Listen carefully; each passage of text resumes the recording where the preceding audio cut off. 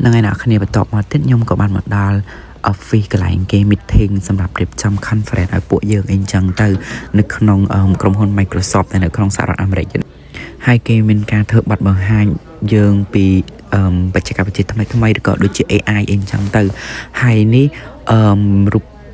បញ្ញាកាសនេះមិត្តភក្តិខ្ញុំគាត់មកពីប្រទេសព្រុយណេហើយផ្លេចបាត់អីដល់ហ្នឹងហើយនេះអ្នកគួយ line អ្នកគូគាត់ព្រៀននៅ Techno ហើយនេះមិត្តភក្តិម្នាក់ទៀតគាត់មកពីប្រទេសវៀតណាមដែលនៅអង្គុយជិតគ្នាអីចឹងអាគ្នាហើយយើងក៏បានអង្គុយចាំគេធ្វើប័ណ្ណបង្ហាញខ្លះៗអានេះខ្ញុំចេះថតសកម្មភាពផ្សេងៗទៅមានតែខ្ញុំមើលទៅរៀងក្មេងជាងគេអ្នកដែលមកមួយខ្ញុំនឹងមុខគេមើលទៅរៀងចំណាស់អស់ហើយនិយាយដើមគេទៀតអត់ទេនិយាយមែនហើយនេះក៏គាត់បានបង្ហាញថា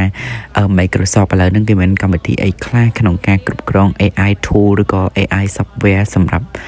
សហគ្រិនថ្មីឬក៏អ្នក business អីចឹងណាហើយនេះគាត់បង្ហាញពីបច្ចេកវិទ្យាថ្មីដើម្បីថាតើ AI នឹងអាចគ្រប់គ្រងឬក៏ធ្វើការជំនួសខ្មែរយើងនៅថ្ងៃអនាគតបានកម្រិតដែរតែខ្ញុំមានសំណួរសួរគេដែរតែហ៊ានសួរដោយសារតែមនុស្សច្រើនហើយគេសួរសំណួរច្រើនដែរទៅ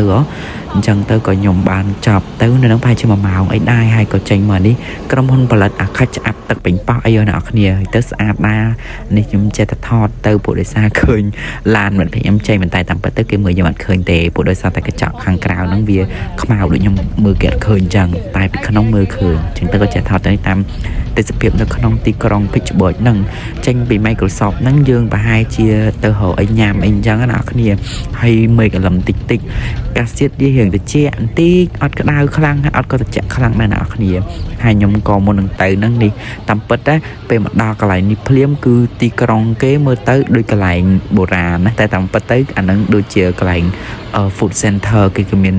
ហាងញ៉ាំបាយហាងសាឡនហាងកាត់សាក់ហាង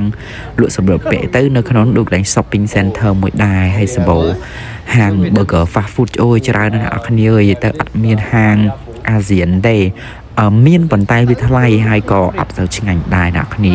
ហើយណាមួយខ្ញុំមកក្នុងរយៈពេលខ្លីដែរអញ្ចឹងក៏យើងសាក់ម្ហូបអាកាំងទៅប៉ុន្តែម្ហូបអាកាំងហ្នឹងមានអីក្រៅពី burger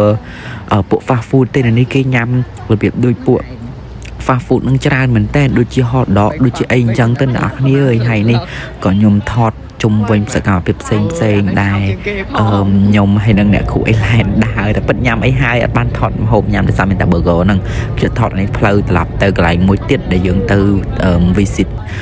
university មួយកន្លែងនៅក្នុងតំបន់ចិត្តខ្ញុំនឹងនៅក្នុងសាលាគេនឹងស្អាតអ្នកគ្នាអើយទីធ្លាសាលាគេស្អាតនេះហៅថា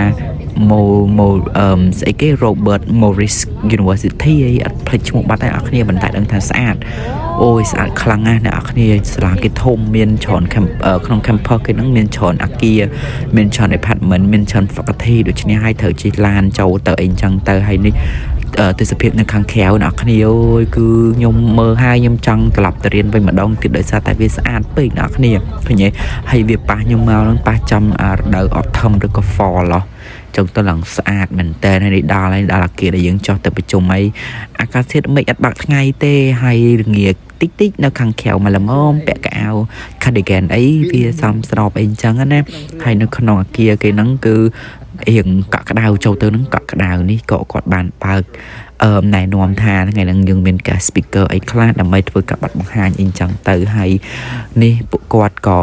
ណែនាំពីខ្លួនគាត់ណែនាំថាធ្វើអីខ្ញុំចូលចិត្ត professor នេះអ្នកគ្នាគាត់បរៀនពាក់ព័ន្ធជាមួយ entrepreneurship គឺ